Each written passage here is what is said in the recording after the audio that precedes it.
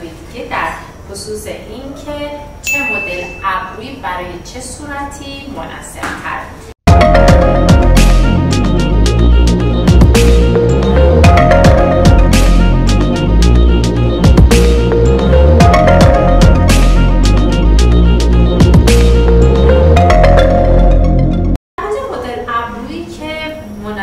برای یک صورت بیزی میخوام خدمتتون بگم که فرم صورت بیزی از ایدئال‌ترین های فرم صورته و معمولا پهنای طول و عرض چهره به نسبت 3 به 2 تقسیم میشه، یعنی 3 برابر قسمت طول چهره هست از قسمت پیشانی تا قسمت چانه و 2 برابر قسمت عرض هست، یعنی از این گوشه استخوان گونه تا اون قسمت. فرم ابرویی که مناسب هست برای صورت بیزی، ابرویی با زاویه و قوس بسیار ملایمه. چیزی که اهمیت داره اینه که شما تعادل چهره رو به هم نریزید و اون چهره رو متعادل تر نشون بدید. توی چهره بیزی، توی فرم صورت بیزی همه موارد ایدئاله، پس ما سراغ ابروهای گرد یا هشتی نمیریم. یک ابرو با قوس خیلی ملایم میتونه برای این فرم صورت بی‌نظیر باشه.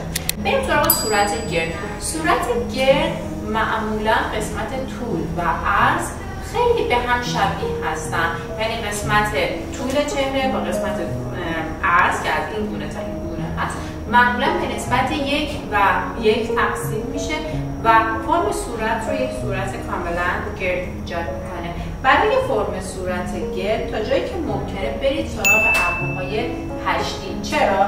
ما میخوایم چهره رو منتقل کنیم به چهره‌ای که یه مقدار فرم استانداردتر و ایدئال‌تر داره مثل بیزی. پس اگر آرک و اون حالت هشتی ابرو یه مقدار بیشتر کنید میتونه به تعادل چهره خیلی زیاد کمک کنه. بریم سراغ صورت‌هایی که کشیده هستن و طول بسیار بیشتری دارن به نسبت عرض صورت.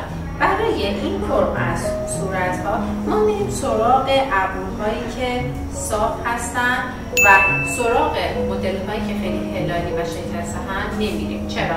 فرم صورتی که کشیده هست برای اینکه تعادل بیشتری داشته باشه ما سراغ ابروهایی میریم که نسبتاً ابروهای صافتری باشن و این صافی نمیخواد که یه خط کاملا صاف باشه ولی یه قوس خیلی کم و ملایم داشته باشه و این انحنا خیلی اغراق آمیز و زیاد نباشه.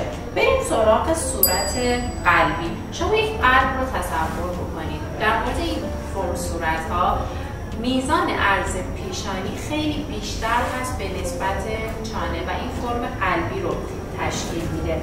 ابروهای مناسب هستن برای فرم صورت قلبی که ابروهای پهن‌تری هستن و ابروهای قوس‌دم و زاویه داری هستن که این فرم صورت قلبی رو بتونم به بهترین نحو نشون بدم. بریم سراغ مدل ابروها برای صورت‌های مستطیلی. توی صورت‌های مستطیلی زاویه فک و زاویه پیشانی تقریبا همراستا با همدیگه وجود دارن و برای صورت‌های مستطیلی به هیچ عنوان سراغ ابروهای نازک نمیریم و گرد هم همینطورشون تعادل چهره رو به طور کل به هم میزنه. بهترین مدل ابرو برای این فرم چهره ابروهای کمانی با کمان نسبتاً تیزتر هستن که بتونیم زاویه بیشتری به این صورت بدیم. بریم سراغ بهترین مدل ابرو برای فرم صورت‌های مربع.